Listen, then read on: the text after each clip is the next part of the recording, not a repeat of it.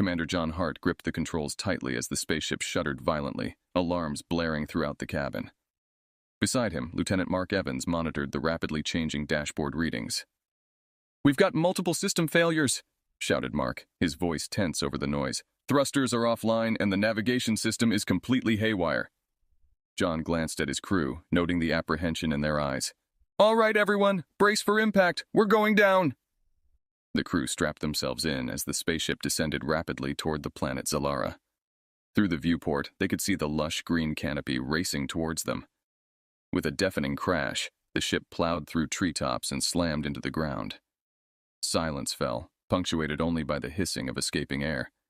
John was the first to unstrap, checking himself for injuries before turning to his crew. "Is everyone all right?"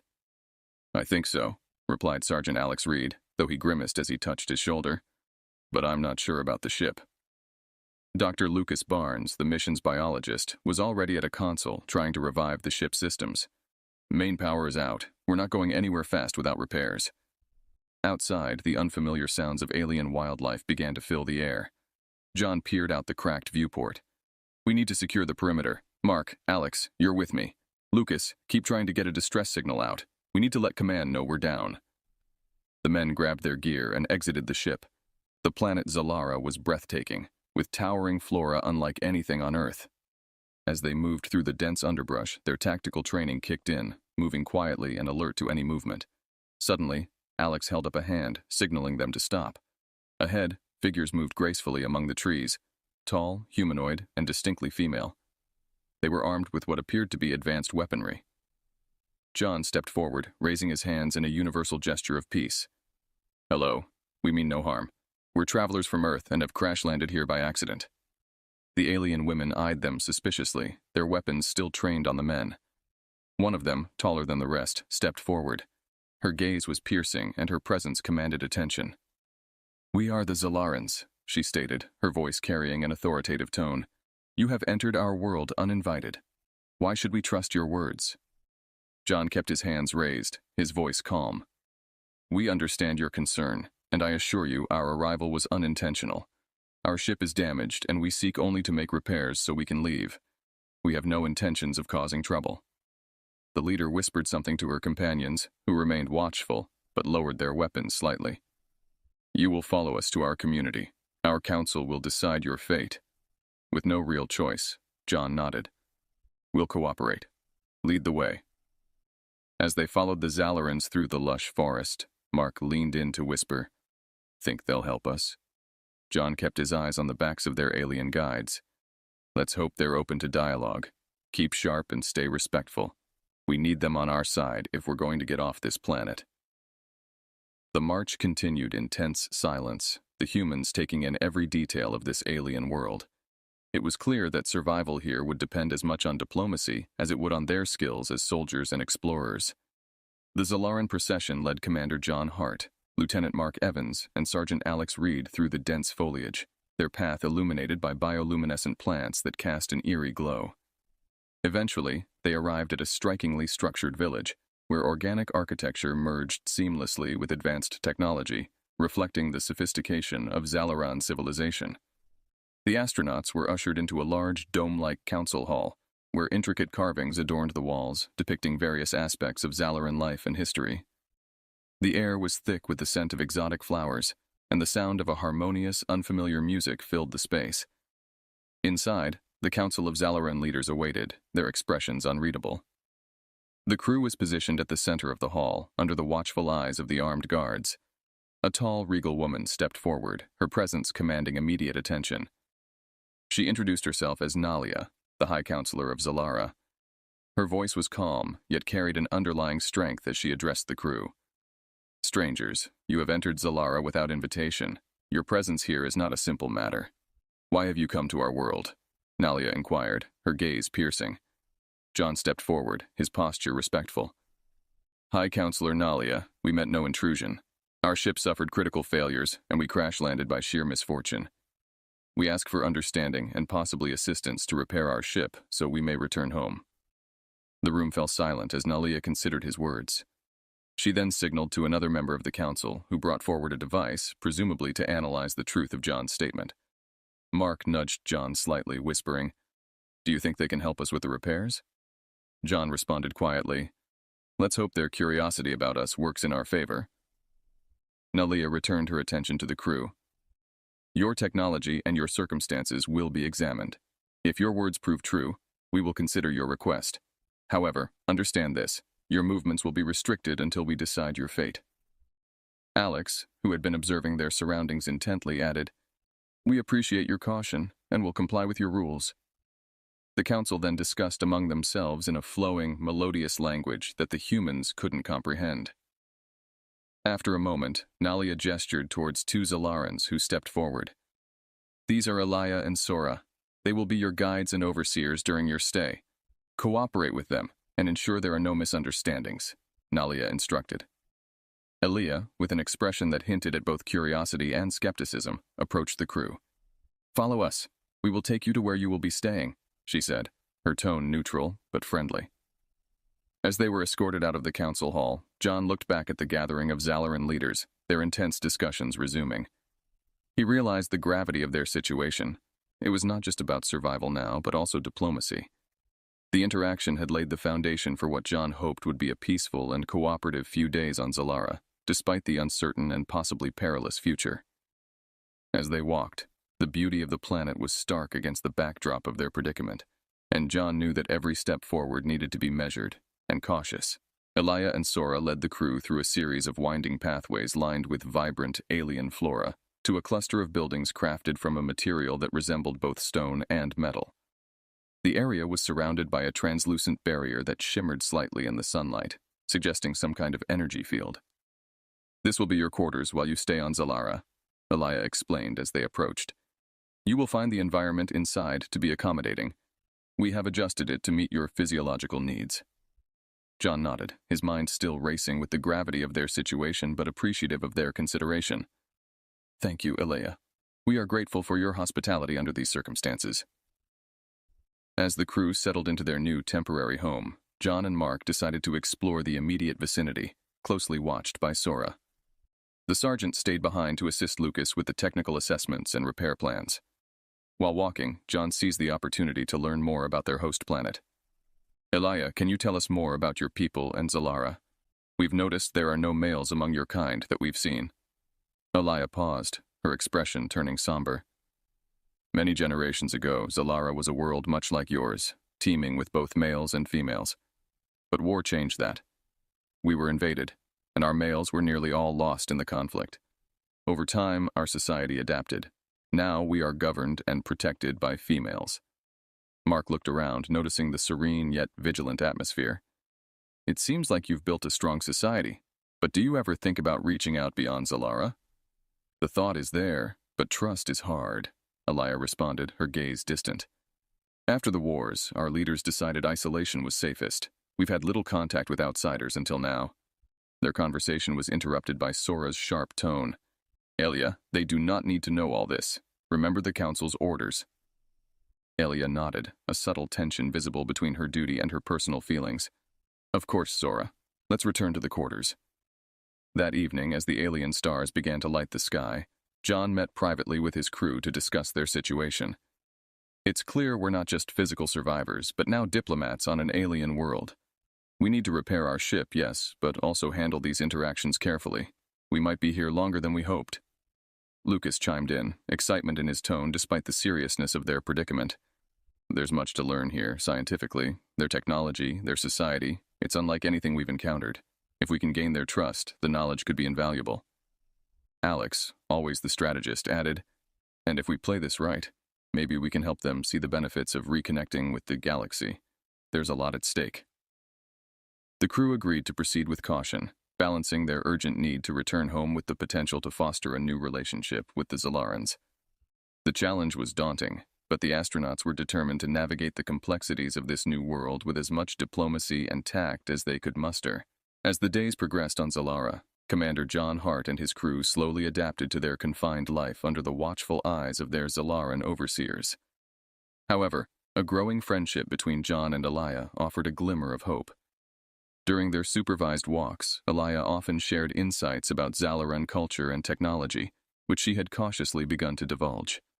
One evening, as the sunset cast long shadows over the luminescent flora, Elia spoke in a hushed tone. John, I've been thinking a lot about what you've said about Earth and other planets. It's made me question our isolation. John looked around to ensure they were relatively alone, then replied, Elia, isolation might protect you from threats, but it also keeps you from allies. On Earth, we've learned that sometimes the right alliances can make us stronger. Elia nodded, her face reflecting the inner conflict. I know some technology that could help fix your ship. It's advanced and forbidden for outsiders to learn about, but I believe helping you might start a change here. John sensed the risk Elia was taking and felt the weight of her trust. Elia, we appreciate your help, and we won't misuse it. How can we do this without putting you in danger? She outlined a plan to covertly access materials and information needed for the ship repairs.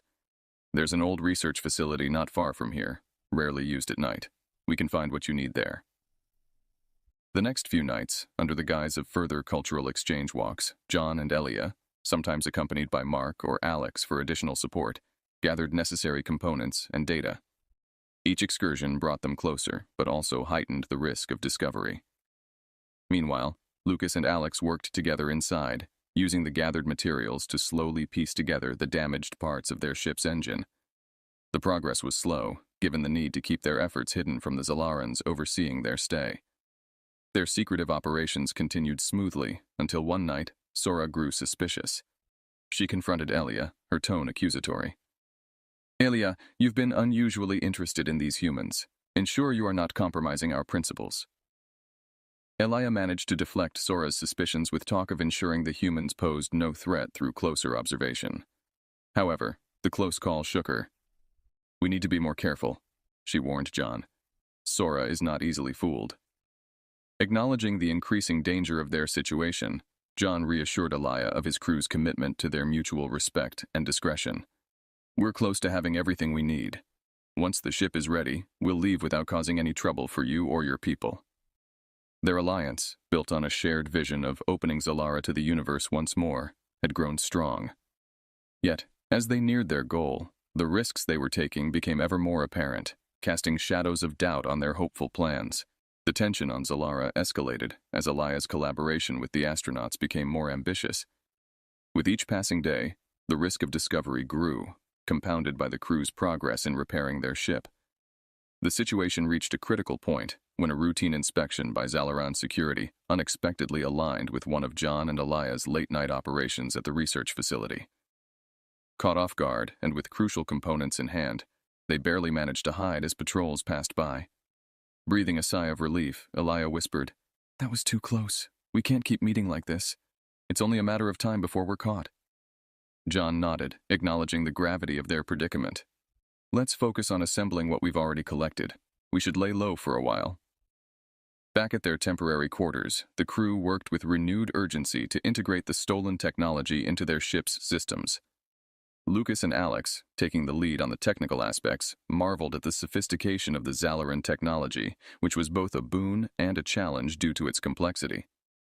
Meanwhile, the growing unease among the Zalaran populace, sparked by rumors of human presence and unusual activity, prompted Nalia and the council to call a community meeting. The hall was filled with voices of concern and curiosity, as many Zalarans questioned the wisdom of their leaders' strict isolationist policies. Elia, standing among her peers, felt a swell of responsibility.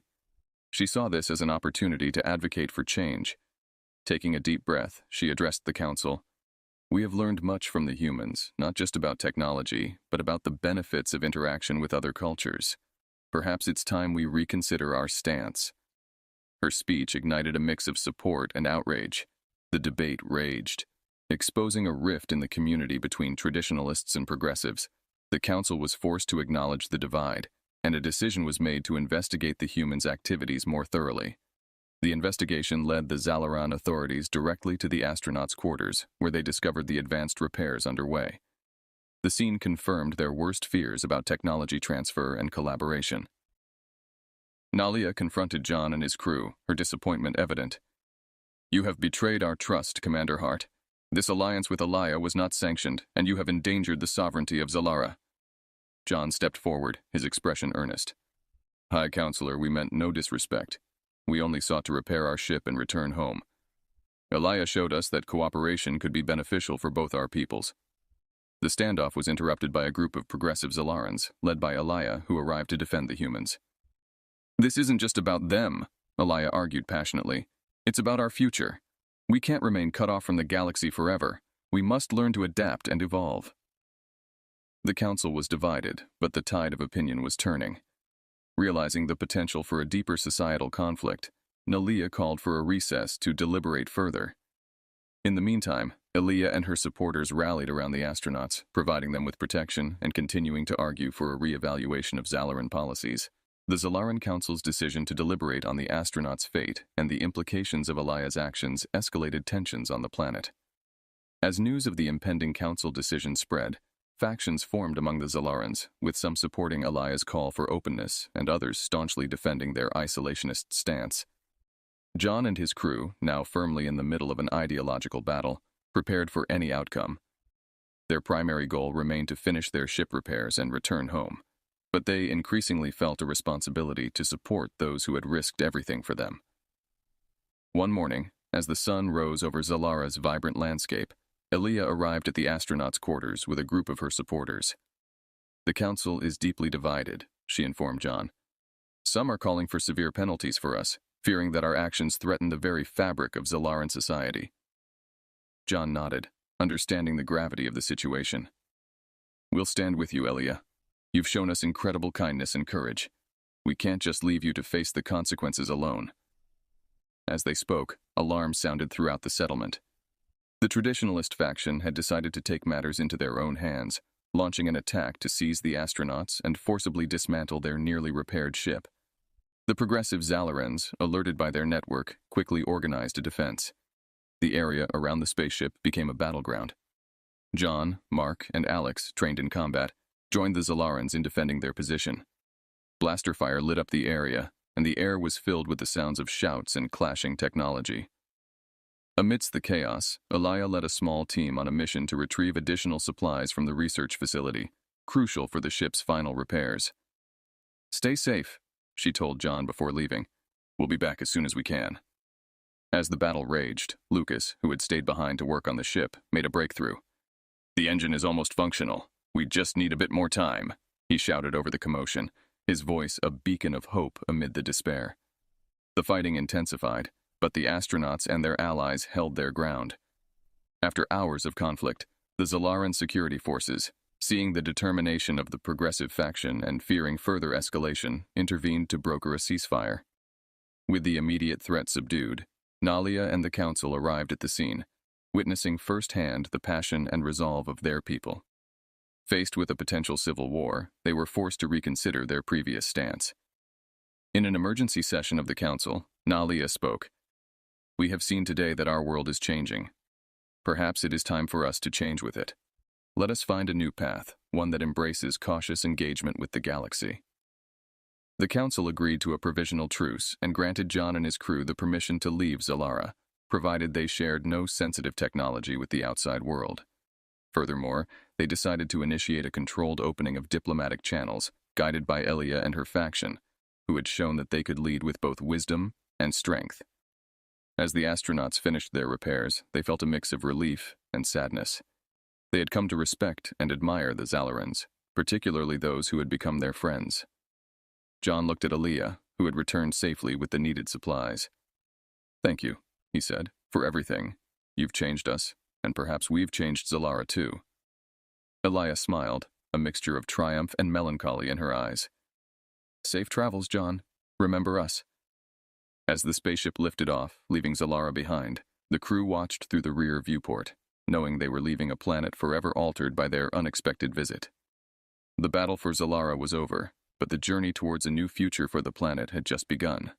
With the spaceship fully repaired and the immediate conflict resolved, Commander John Hart and his crew prepared for departure.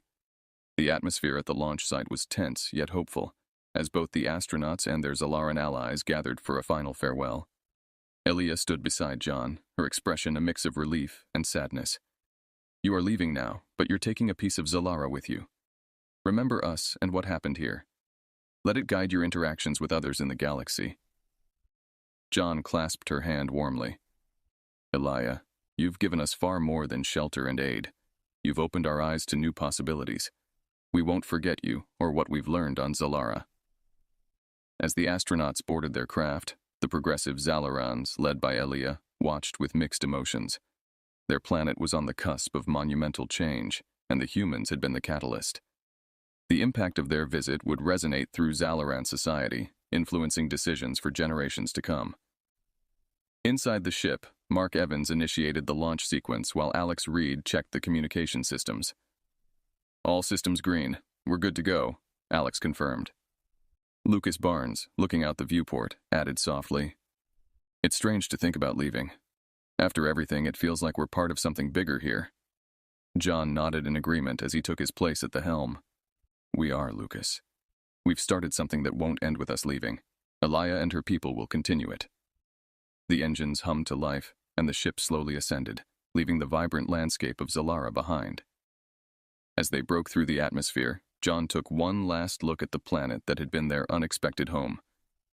Back on Zalara, Elia returned to the council, where debates about the future continued. With the humans gone, the traditionalists and progressives had to find common ground.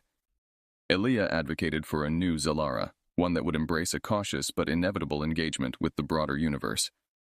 Meanwhile, in space, the crew debriefed, discussing the potential repercussions of their time on Zalara. "We'll need to report everything," John said, "but let's make sure we protect Zalara's interests as much as we can. They're not ready for full exposure yet." "Agreed," Mark replied. "We frame this as a successful negotiation and cultural exchange. It might help ease any tensions about other civilizations." As the spaceship neared Earth, communications from their home base flooded in, eager for updates. John crafted their messages carefully, highlighting the diplomatic success and the mutual benefits of the interaction, while omitting sensitive details that could jeopardize Zalara's safety and newfound path. Upon entering Earth's orbit, the relief of seeing their home planet was overwhelming. Yet each member of the crew carried the weight of their experiences, knowing their adventure had changed them profoundly. "We've done something unique, gentlemen," John said as they prepared for re-entry. "Let's ensure the story is told right." The ship descended towards Earth, greeted by the eager faces of their colleagues and the glare of media cameras. As they stepped out, the questions began, but John and his crew were ready. They shared their extraordinary journey, crafting each word to honor the commitment they had made to their friends light years away. As the debriefings and celebrations ensued, each member of the crew carried with them the lessons of Zalara. Lessons of courage, change, and the power of reaching out across the stars. Their adventure had ended, but the impact of their journey was just beginning to unfold. Commander John Hart stood at the command bridge of the spacecraft, watching Earth grow larger and more defined with each passing moment. The crew around him busied themselves with the tasks required for re-entry, their actions precise and methodical, but the cabin was quiet, reflective. They were all thinking about Zalara, the planet they had unintentionally changed, and how it had changed them in return. "Approaching Earth's atmosphere," Lieutenant Mark Evans announced, breaking the silence. "Prepare for re-entry sequence." As the ship penetrated the Earth's upper atmosphere, the hull began to rumble, a physical reminder that they were finally home. John felt a mix of relief and nostalgia wash over him. The mission had started as a routine exploration and ended as a diplomatic venture that none of them could have anticipated. The ship landed smoothly at the designated spaceport, where they were greeted not just by military personnel and scientists, but also by a swarm of media, all eager to hear about their encounter with the Zalarans. In the weeks that followed, John and his crew underwent debriefings and interviews. They recounted their story, careful to protect the Zalaran secrets and their planet's location. The world was fascinated by their tales of a society run by women, advanced technology seamlessly integrated with nature, and the ethical challenges they'd navigated. Meanwhile, back on Zalara, Elia worked with her fellow council members to steer their society through the reforms they had begun. The decision to open up to the galaxy was measured and cautious, guided by the experience with the Earth astronauts. They established a controlled communication link with Earth, allowing for cultural exchanges and technological collaboration at a pace that suited both worlds. On Earth, John often found himself at the Space Agency's observatory, gazing at the stars, his thoughts drifting back to Zalara. The mission had given him a deeper understanding of the universe's complexities and the varied forms that courage and leadership could take. Months later, at a global conference on interstellar relations, John was a keynote speaker. He talked not just about the technical aspects of space travel, but about the broader implications of their interactions with the Zallarans. Every star in the sky represents a potential world of wonders and challenges, he told the audience. Our approach must be one of humility and respect, for we are not just explorers or diplomats, but also guests in the homes of others. The speech was well received, sparking discussions on future missions that would prioritize ethical considerations and mutual benefits. As the conference concluded, John returned to his hotel room, his mind buzzing with the conversations of the day. He looked out at the city lights below, a stark contrast to the bioluminescent beauty of Zallara. Pulling out a small, holographic device given to him by Aaliyah, he watched a message she had sent, a greeting and a reaffirmation of their ongoing friendship and cooperation. "Commander Hart," Aaliyah's hologram began, her voice as clear as if she were in the room with him. "Zallara thrives, and we remember who helped us see beyond our horizons. We are looking forward to building this new path together, one step at a time." John smiled, his heart warmed by the message. He replied with his own update, sharing news of Earth's developments and their hopes for the partnership. As he sent the message into the vastness of space, John felt a profound connection to the universe. The stars no longer seemed distant and cold, but rather like beacons guiding him to the next adventure. Earth was his home, but the universe was his responsibility, a delicate balance of exploration and preservation, waiting for the next chapter.